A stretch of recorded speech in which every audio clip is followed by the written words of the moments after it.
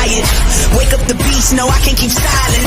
I put my time in, now it's my time, your time is expiring. Blood, sweat, and tears, I conquer my fears, I'm ready to fly now.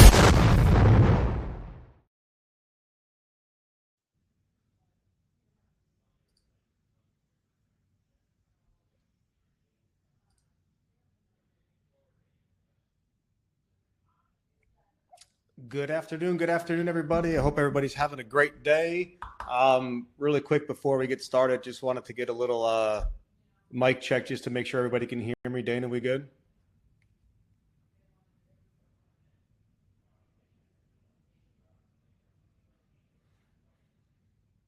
We good? All right, cool. All right. We're live, guys. Good morning. Hope everybody had a great week and is excited for the weekend. I'm really excited about this webinar that we put together here. I think it's really going to help expand people's thinking. I'm going to be going over a handbook later. You can download it right here in this webinar program. Don't ask me where it is. I'm still getting familiar with it. I know there's a little sidebar that's got some prompts with the chat and things. There should be a file. You can download it, follow along. But, you know, the purpose of today is really to get in the mindset of the fact that objections are a good thing, to get in the mindset that you must become a master at handling these objections. Like literally, folks, your life totally depends on your ability to overcome and handle objections.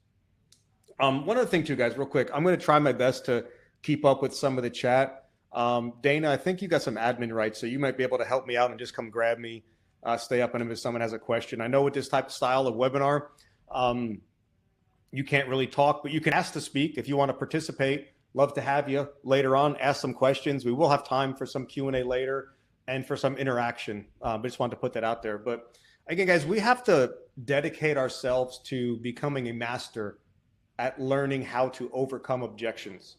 You know, most people hate sales because they don't know how to overcome objections. They don't know what to say when someone says, I'm not interested, leave me alone. I don't want to be bothered. I already got it. You know, I can't afford anything, whatever the case may be. And people have no idea how to handle them, what to say, what to do, how to follow up. Like, it's just, we're lost when it comes to those things, you know?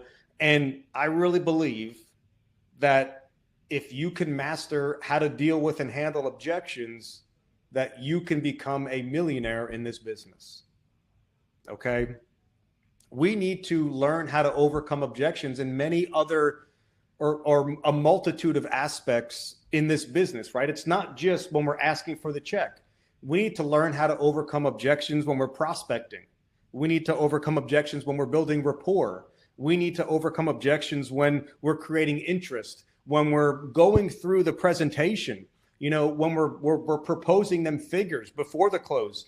You know, we got to do it when we're determining wants and needs. We have to learn how to overcome objections when we can't close sales, you know, in the close. There's so many different places that we need to learn how to overcome objections and how to deal with people. Because at the end of the day, you know, if you can't learn how to overcome objections when you're calling people up on the phone or knocking on someone's door and you can't get into the door and you can't get to your presentation, you could be a master at learning how to ask for the check, but if you can't even get to do a presentation, we got no chance to even get to the close. And if we can't get to the close, then we have no chance of getting the check, therefore getting paid, so on and so forth, et cetera. But again, folks, your life depends on this. You know, some people, you know, are struggling financially because they don't know how to overcome objections. And that's just the raw and honest truth. And folks, you need to learn how to overcome these objections. And Dana and myself have put together a nice workbook with a nice flow that you guys are going to be able to, all stuff that we have already spoke about, right, and talk. And, you know, the first thing in mastering objections is committing to becoming a master. You know, we talk a lot about being better today than we were yesterday. Right? It needs to be a commitment. You know, without commitment, then there's no chance of you becoming a master at learning how to overcome objections. Folks, I can role play and go back and forth with anybody that's on this call right now until the cows come home. I'll never run out of things to say. And it's because I dedicated my career and I took it serious to learn how to overcome objections and not try to avoid objections. I know they're coming. They're a good thing. And we're going to talk all about this today. So we need to commit to becoming a master. You know, and in my opinion, committing to becoming a master requires you to learn and think outside the box. It requires you to be on our conference calls every single day. It requires you to be present in our Telegram group chats. It requires you to be in constant contact with top producing agents and your upline so they can help you have the things to say so when the objection does come up, you know how to deal with it. You have to also take responsibility for every single objection. And especially the ones that you can't overcome. I always say there's truth to every objection, meaning if you can't figure out how to overcome, I already have another policy, it's probably because maybe you already have a policy and you can't bring yourself to buy another policy with Senior Life because you already have one. You know, oh, I got to think about it. If you can't overcome, I got to think about it. Maybe it's because you like to think about it and waste your own time and other people's time before you buy some. Like, point is, guys, you need to take pride in the fact that, I don't know if pride is the right word, but you have to take responsibility in every objection. It's on you. It's not on them. It's on you. We also have to define what an objection is and what it is not. We have to identify where the objections take place, right? Because if it happens and how we overcome that objection in the greeting is significantly different if we hear the same phrase in the end, in the close, or in the body of the presentation, or in the fact-finding part, or in the prospecting part. Like, it's always different, and how we handle all these different objections is different based on where it comes up. We have to prepare folks until we can just about predict what they're going to say. Like, that's how good I want you all to be. Like, you know, I always put this in like baseball. You see these outfielders, they can almost predict where the ball is going to come by the way the batter is standing, right? I want you to be able to predict what that customer is going to say by reading them. Like, that's how good I want you all to be in your ability to handle and deal with objections. And we need to work on them again, like every day. Every day, we need to be studying on objections, role-playing on objections, writing down things to say. Like, it's a never stop, never always learning process. Okay? And it's a little hard. I guess I don't hear nobody and see nobody, so it's a little weird talking to myself, but I'll get used to it. You know, and then there's different types of objections, right? There's objections that are internal objections, which are things that we may say to ourselves, right? Like doubt that we may say or have about the situation that we're currently in that exchange with that customer. There's external objections, which are things that the customers are going to say to you. There's valid objections, which are actually the real objection. And folks, I will tell you, there's only one. There's only one. There's never more than one. There's only one objection. There's only one thing that's hanging them up, and that's what we got to find out. And there only is one. There's valid but, meaning it's an objection, but it's not going to stop them from moving forward, right? Valid but, meaning it's a real objection, but that's not going to stop them from continuing to move forward. Okay? Next is invalid, meaning it's not the real objection, right? It may be merely a complaint.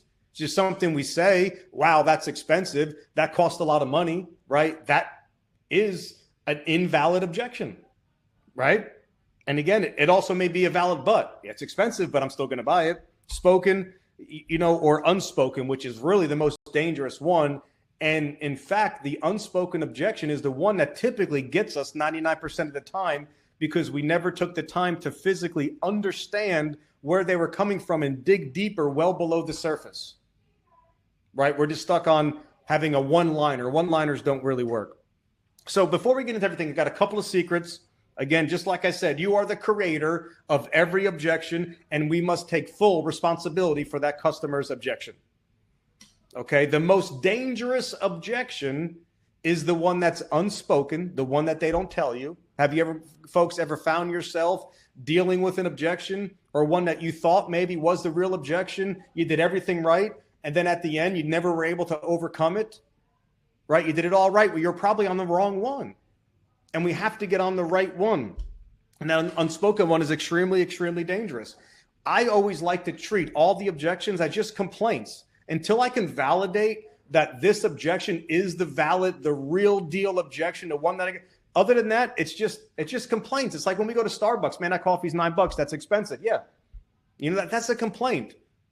You know, it's not really to be taken seriously, right? So we treat all objections as complaint until we can further validate that this is the real objection. There's only one. There's only one. There's never more than one. There's never two. There's never three. There's only one. Always, always, always. If there's objections, there's only one. And one last rule, folks, before we define what an objection is folks, once you get in the close, we need to be staying in the close.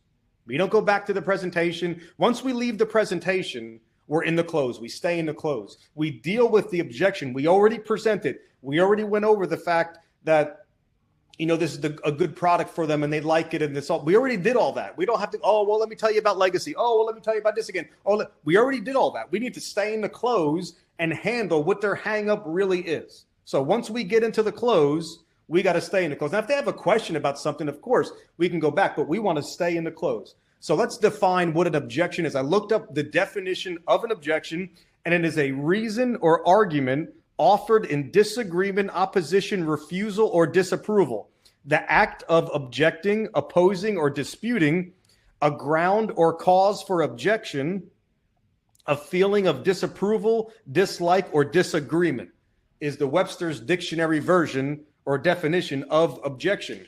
And if we can kind of further explain what a sales objection is, it's defined as a statement or a question raised by the prospect which can indicate an unwillingness to purchase. The objections includes price, terms, legal, product, timing, the company, you, the competition, third-party data, confusions, or lack of information. And that is what a sales objection is defined as. A complaint, let's look at that. What is a complaint? How do you define a complaint? A complaint is an expression of discontent, regret, pain, censure, resentment, or grief. As an example, his complaint about poor schools. A cause of discontent, pain, grief, or lamentation. I don't even know what that means. But that's the defining. You know, and I like to get these definitions because it can kind of tell you really what that word actually means, right? Now, objections, real objections, not complaints, can be about a lot of different things. They could be about the price. They could be about the product. They could be about the timing, right? They could be about the company. They could be about you. They could be about the competition. They could be about buyer uncertainty, confusion, or lack of information, right? And I wanted to give you guys all that because I think it's really important to understand and know where these objections are coming from, what they mean, and what's causing them before we can even have a chance to learn how to overcome them. So over my years of learning and dealing with objections, I've developed systems that I learn from other people, right? I'm a big believer that success leaves trails, and that if I want to be successful, I want to find somebody that already is, and I want to do what they do, you know? And I stole from this one, I stole from this one, I stole from that one. And I'm continuing to learn every single day in how to become a better closer, better at dealing with these objections. But again, it all starts with understanding what's the differentiation between an objection, a complaint, what's valid, what's not valid, you know, what's a stall, what's an objection based on the price. Is it really the price? You know, I mean, we overspend on stuff every single day. Every single day we buy stuff that was costing more than what we wanted it to cost, right? So is that complaint about the price a complaint, or is it a real objection? Do I really not have the money? You know, and people are really good at letting you think or know that they have no money, aren't they? You know, if you really think about it, how many times have you done this to other people? How many times have you, and I'll just call it a stall, right? A stall is like a smoke screen. How many times have you stalled out an agent or a person that was trying to sell you something just because you didn't want to deal with it? You don't want to be bothered. You wanted to maybe avoid the back and the forth, right? You didn't want to negotiate things. You knew that if I sat down with this guy or this girl that he was probably going to make sense of it. I'm probably going to buy something. I know for me, Like, I'm a big Grant Cardone fan, and I refuse to go to any of his workshops. I refuse to go to any, because you know what's going to happen? I know when I'm going to get there, I'm going to end up spending $10,000, and I don't want to spend that. I don't even know why, but that's just like my hang up in my head, right? I know that if I sit down and I go to one of his workshops, he's going to sell me some master class that's probably going to do great things, right? But it's just like, so I avoid it.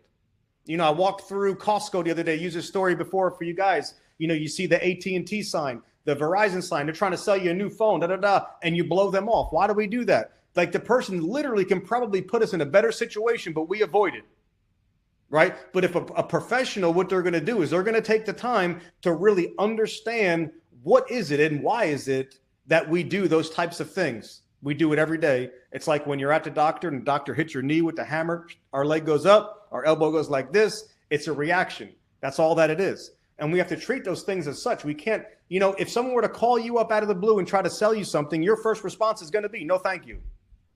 I'm not interested. How do I know that? Because you all do that, and I do that just about every single day.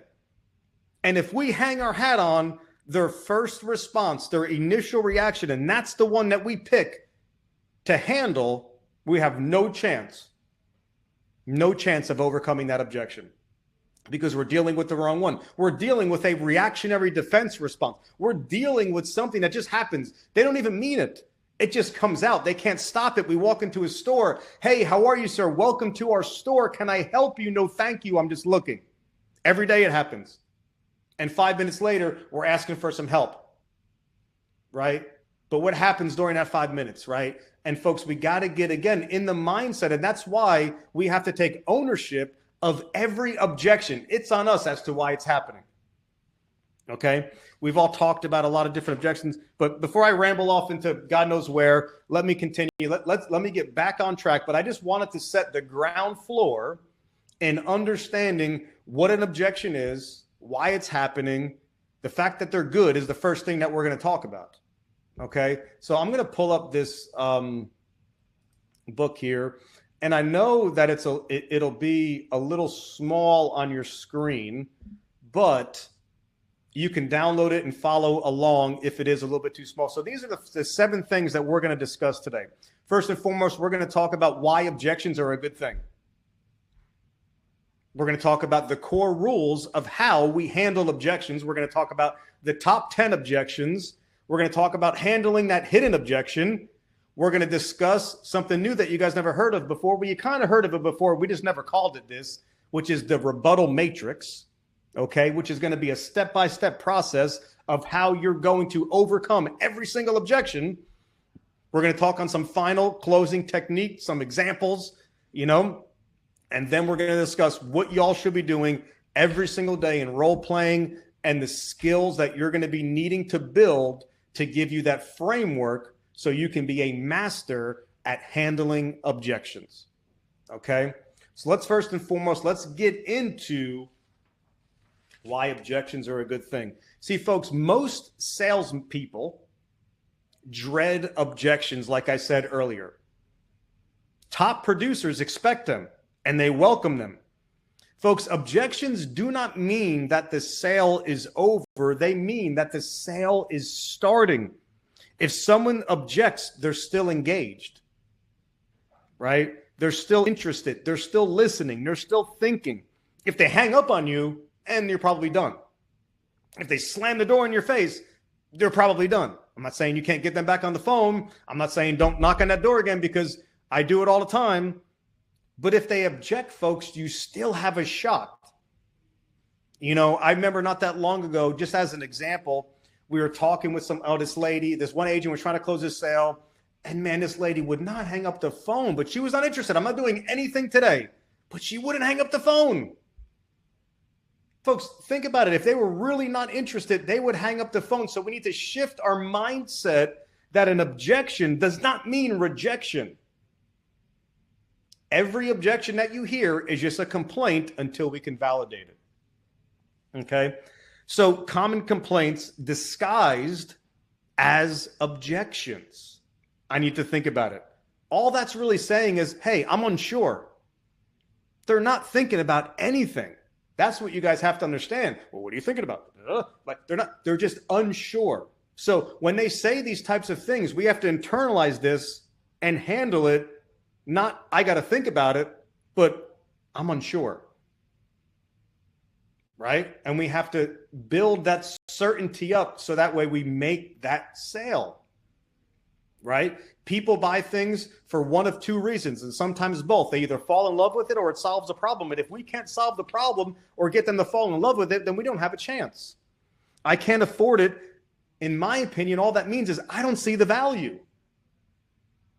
Folks, every single person, when they clicked on our Facebook ad, TV commercial, or whatever the case may be, they knew that this insurance was going to cost them money. And they knew it wasn't going to be $5. Every single person knows that it's going to cost a pretty different, significant amount of money, somewhere between $50 and $100. That's what they know it's going to cost, right?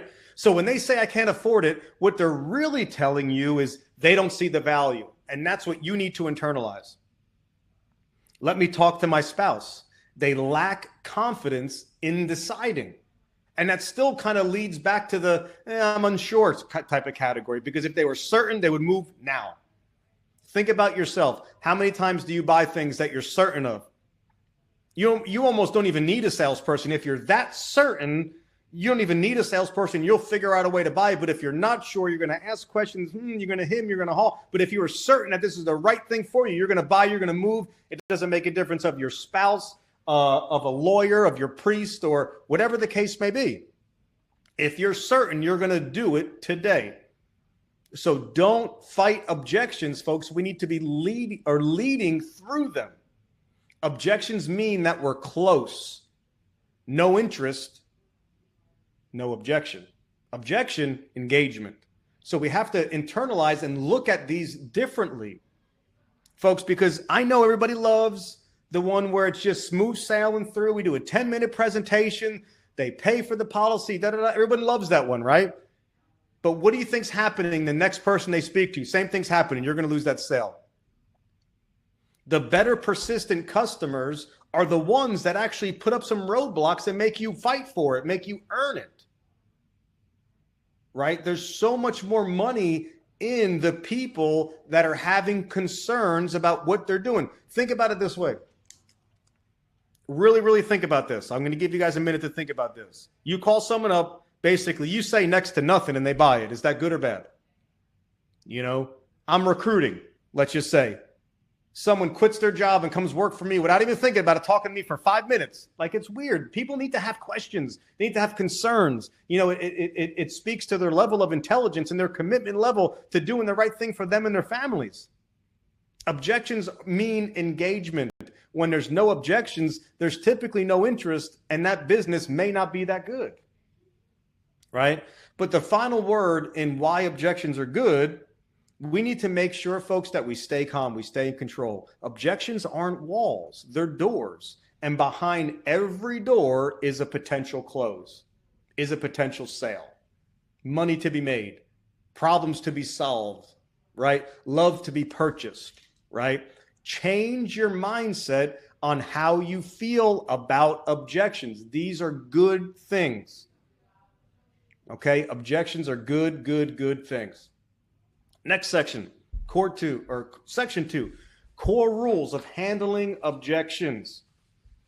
Okay, again, folks, objections aren't obstacles, they're invitations to lead. The only question is, will you respond like a pro or will you retreat like an amateur? The close doesn't start when everything goes right. It starts in the moment that somebody pushes back, and that's when the real salespeople show up. Step 1 in handling an objection properly is to stay in control. The calmest person in the conversation is the one in charge. Don't rush. Don't react. Don't compete with their emotion. I always say, match their emotion. Don't do that. Don't compete with their emotions. You need to stay calm, stay collected, stay in control. Lead the conversation with questions, not tension. If they raise their energy, lower yours. Stay composed. You know, I remember one time I was sitting down with this person, and man, I was training a new agent. I'm going back years, guys. years I'm going back. I was training this agent out in the field, and we were going back and forth, like toe to toe. Like we were just jab, be back and forth with this guy. And I ended up making the sale. It felt like I was in there for 3 hours. I don't even know how long we were in there, but it felt like an eternity. And the agent that I was training goes, man, I've never seen someone stay so cool, so calm, and all that. You need to stay in control, composed. That comes with time. That comes with practice. That comes with knowing what to say and having confidence in what you're going to say. And the only way to get good at that, to get that confidence, is by practicing and practicing and practicing. Not until you get it right, but until you can't get it wrong. Everybody has always heard me say, write down every objection, write 3 or 4 or 5, 6, 7, 8, 10 ways to overcome it, and study it and master it and role play it, folks. These are the things, folks, your whole entire business holds on the fact of, am I able to overcome these objections or am I not? Like everything depends on your ability to overcome these objections. We need to start taking it serious. Step number 2, which is really the first step, right? But the first one is just kind of like a mindset. But when an objection comes up, we agree, we acknowledge, and we agree. Folks, this is one of the most important parts, because when we agree and we acknowledge, resistance disappears and people feel heard. They have a voice. We agree with the emotion, not with the objection, right?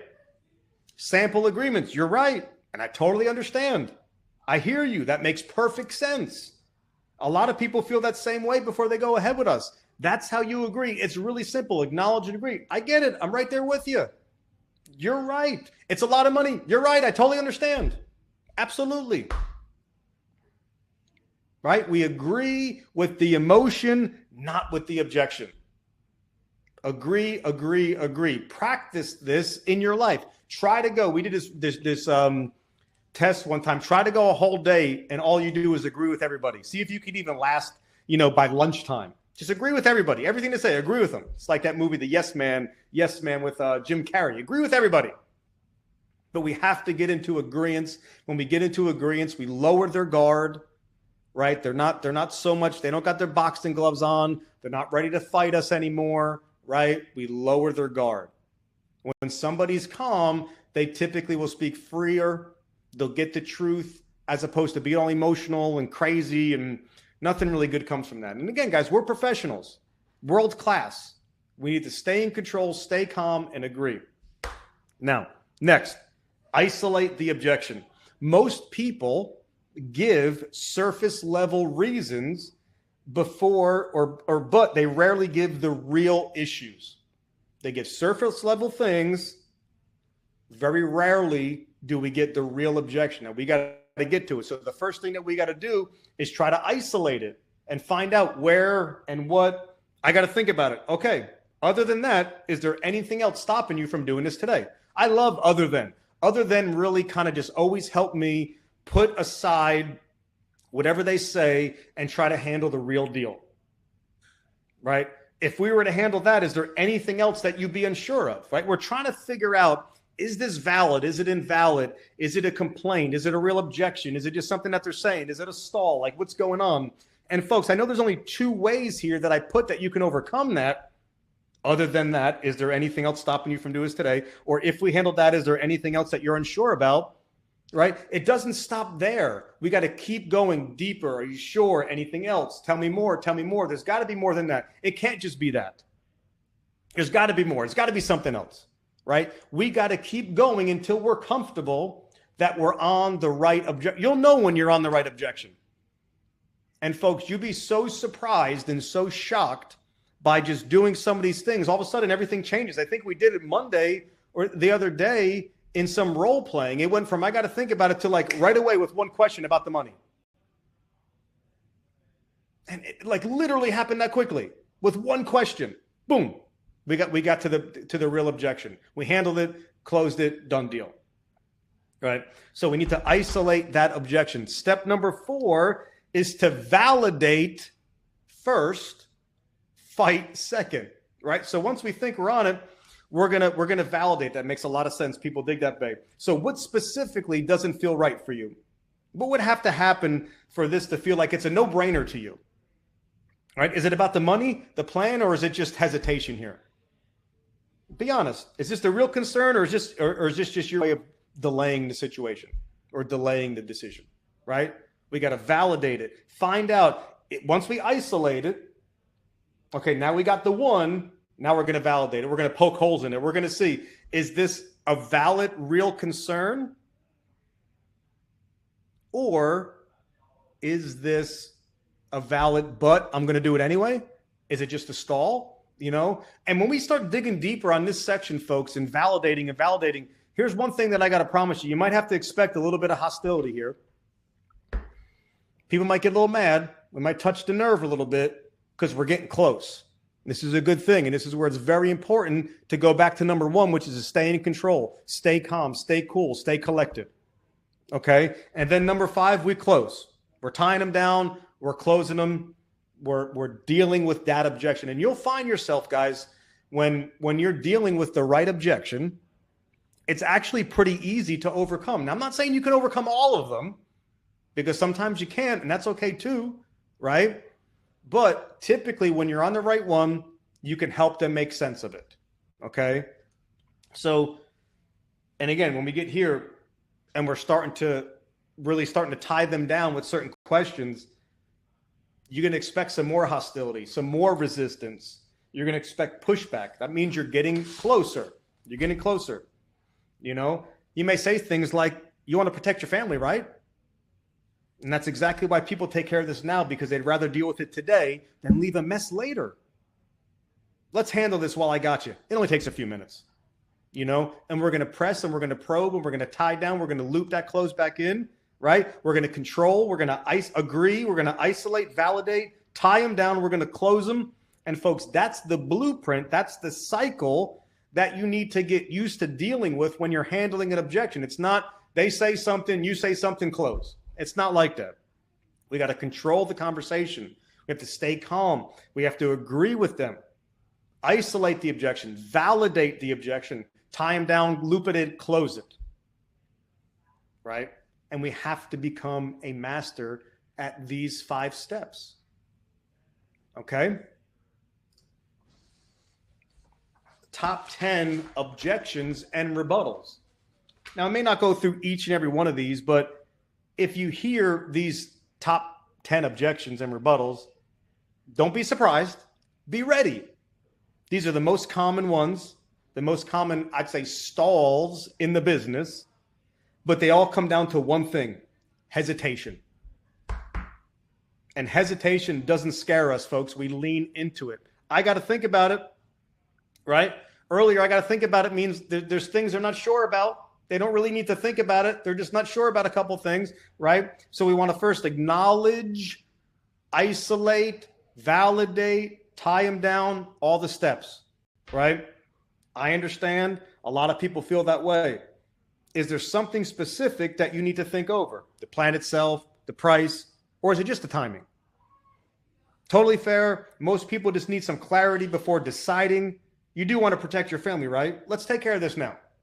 Is an example how you could deal. Now, again, they're saying things back to you, right? This is textbook stuff, guys, right? It's not always going to be worded this way. This is the processes. This is the word tracks. This is what gets that conversation going. There's more to it. Each step might have 4 or 5 or 6 or 7 or 10 different layers. It's all going to depend on what you say and what they say. I can't afford it. I get it. A lot of families are on a tight budget right now. Other than the price, is there anything else stopping you?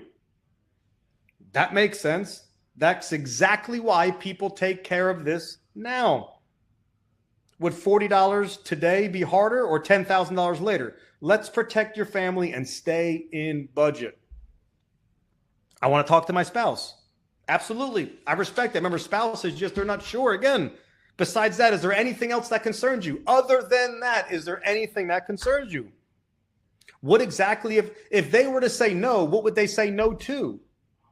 What's the worst that happens? When's the last time you spent $40, $50, $60, $70, $80 without needing permission? Let's get this taken care of today. You're not going to let you needing to speak to your spouse stop you, would you?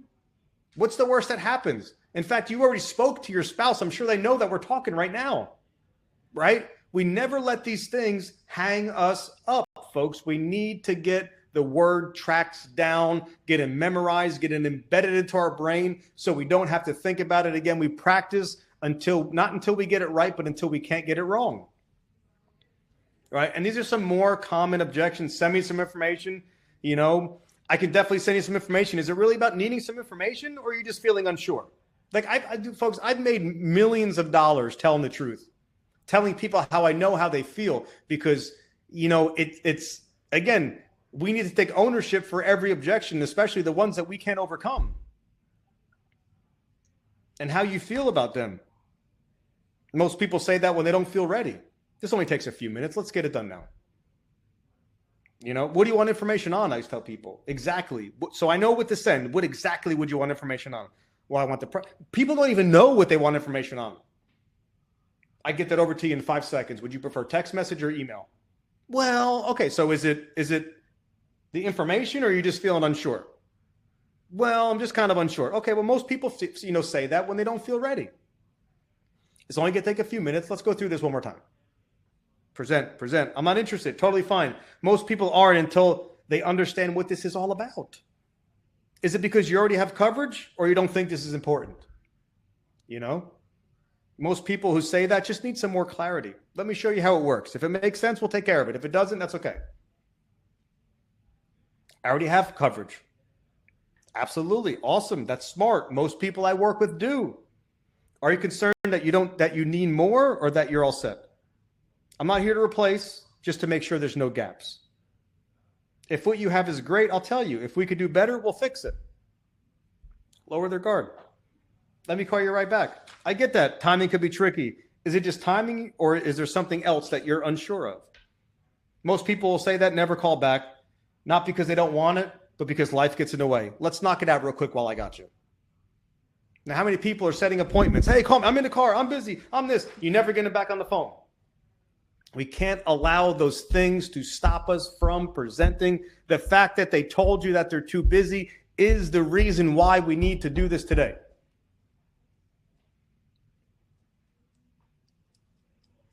I don't make decisions over the phone. I respect that. A lot of people feel that way. Is it the phone, or does it feel like a big decision? Everything is done digitally now. Simple and secure. You're in control. I'll guide you through it step by step, okay? Call me next month. Totally understand. But let me ask you this. If we waited, would anything change? Next month becomes next year, and this never gets handled. You got me now. The options are good. Let's secure this today. I don't like to be rushed. Neither do I. This isn't about rushing. It's about, is it the pace of the call, or are you just feeling unsure? And again, certainty, right? It always comes down to certainty. Because if somebody was certain, they would move quickly. They wouldn't wait. We need to get them certain, totally normal. This is important. We'll take you step by step. Let's do it right, slow, simple, and done today. We can't be scared of these things. We can't be scared to say these things, more importantly. You know, I was talking with Rachel the other day, and we were going over some rebuttals and objection strategies a few weeks back, and she used one and it actually worked. And she was like, oh my God, this is so cool. And that's so awesome. When you get a rebuttal and you're going through some techniques and you actually use them and they work, oh man, there's no better feeling. We got to keep trying new things, guys. Okay, next slide. My breath is toasted. Let me get a drink of water. Section 4. Handling the hidden objection. Again, the first objection is rarely the real objection. Our job isn't to react. It's to reveal the actual concern, the real objections. Most agents lose deals not because of what the client said, but because of what they didn't say. The person that loses is typically the one that runs out of things to say. They took the first excuse and you backed off. You're not here to back off. You're here to find the truth and close with clarity. So what is a hidden objection? A hidden objection is when a prospect gives a stall or a vague excuse that sounds like a reason, but it really isn't. I need to think about it. Call me back later. I'm not interested. already did it, already spoke to somebody. All those things imply is they're confused, they're not confident, they want off the phone, they don't understand the value, whatever the case may be, right? But it's not what they say, it's what they didn't say, and we got to get them to say, we got to uncover the truth. Step 1 is to clarify. Step 2 is to test their interest, and step 3, push for their real concern. Clarify. What specifically are you thinking about? What's the part that doesn't feel right? Step 2, test their intent. If we solve that one issue, would you be ready to move forward? Other than that, is there anything else stopping you from doing this today? What else that can't be all? Please tell me everything. Tell me more, tell me more, tell me more. There's got to be more. See, I've had a lot of success in making their objections seem so small that it pales in comparison. Like it means nothing. Like they came with this big claim of da-da-da. I'm like, that's it? That's why you're not doing this today? Like, that's nothing. Like, when was the last time you spent 50, 60, 70 bucks without even thinking about it? Oh, on this. When was another time before that? Well, I spent that on my groceries and on my gas and on this and on that. So what are we talking about here? You're not going to let the fact that this costs 70 bucks stop you from protecting your family on one of the most difficult days of their lives, would you? When we're so quick to spend it on gas and tolls and groceries and whatever the case may be, and Netflix and Hulu and whatever the case. Come on, guys. Pizza. We push for that real concern. Is this the real concern, or are you trying to just get off the phone with me? What would have to happen right now for you to feel 100% confident in moving forward? Like, folks, those are bold, big statements that you need to start getting comfortable saying and getting used to, you know, when and how they're going to react to them. So what not to do? Don't argue. That builds resistance. Don't guess. You'll handle the wrong objection. Don't overtalk. Ask, listen, and lead. What to do? Stay calm, curious, controlled. Ask questions with confidence. Validate without backing off is what you do.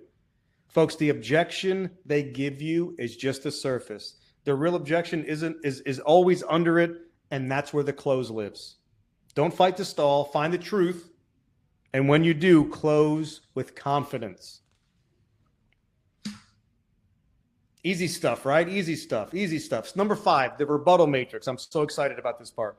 Folks, if you're getting hit with the same objection every day, you don't need answers. You need a system. The rebuttal matrix is your go-to response for structure. It removes the guesswork and gives you a repeatable format to handle anything that gets thrown at you. So the format, we're going to have a piece of paper, a matrix, right? We're going to write down the objection first. What did they say? That's the objection. The objection is what did they say? I got to think about it. We write down what the client says. Second thing, agree. We write down how we acknowledge and agree with that objection. Isolate and validate. What do you say to isolate this effect? What do you say to validate it? What do you say to tie it down, loop it back, and close the deal? We write down 5 different steps for every. So we say the objection, I got to think about it. Number 1, objection. Number 2, agree, acknowledge. Number 3, isolate, validate. 4, tie down, loop, and close. Right? Really simple. And we write down what those words are. So as an example, I need to think about it. Totally understand. A lot of people feel that way at first. Just so I know, what exactly do you need to think about? You want your family protected, right? Let's lock this in today while it's fresh. Absolutely. I respect that. I want to talk to my spouse. I'm sorry. Absolutely. I respect that. What do you think they would actually object to? If they were to object to anything, what would they object to? And if they say no, what are you going to do? You're the one making the call today. Let's handle this. And you can let them know it's already taken care of, folks. These are all just examples of how you fill out that matrix. Okay. But folks, this rebuttal matrix needs to be put and made for every single objection that you ever hear. One of my biggest mistakes that I ever did in my life is I have no idea what I did with all my notebooks when I used to write everything down. Every single time that I would get an objection, I would write down the objection, where it came up, because we also have to write down where it came up. So in that objection line, I got to think about this is different when it happens in the beginning, the middle, and the end. We have to write down when and where it comes up so we know how to deal with it. And I would have at least three different ways and different matrices to come up with each. So I'd have a word track 1, 2, and 3. So each objection, I would have 3 different ways that I would overcome it. And the more you do that, then we have to role play this stuff, folks. Right? But you need to build this for every single objection that you hear and role play them again, not till you get it right, till you can't get it wrong. When you use the rebuttal matrix, the format, you're not winging it. You're winning with structure because consistency closes deals. Okay? So everybody, I want you all to start thinking about maybe I'll make a piece of paper with some formatted so you guys can get it, but it's really simple. You can do it on a scrapbook piece of paper. Objection, agree, acknowledge, isolate, validate, tie down, close. Everything, guys, that you need to write down exactly what you got to be saying. This next page, guys, is just some go-to closes,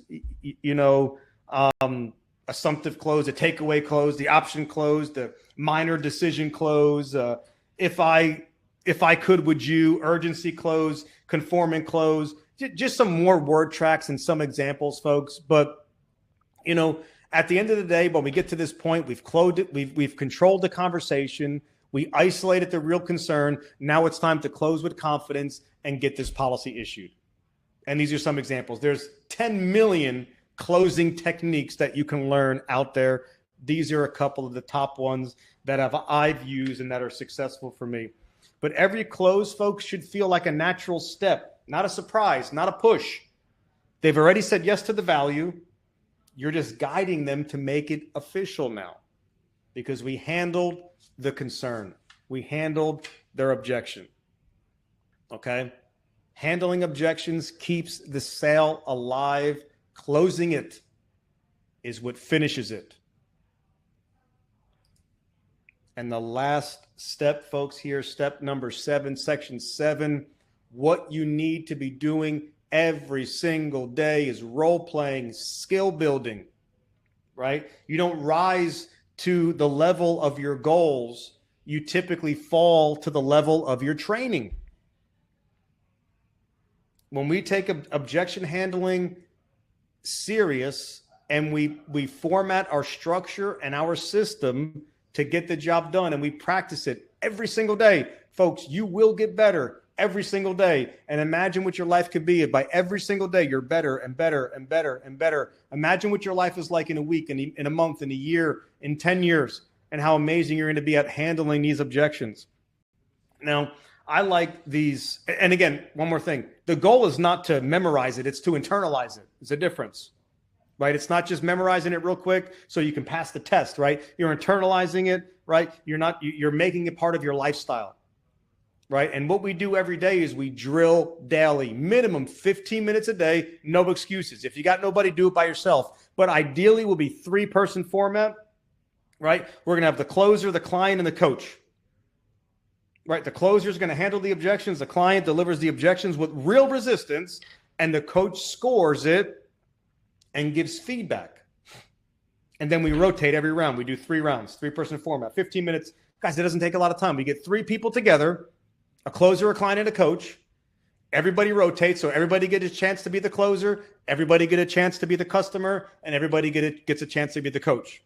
And we give feedback. We pick an objection for the day. As an example, I need to think about it. We run full 3 different times with different tones, with different variation. The coach gives score on tone, control, confidence, clarity, closing attempt.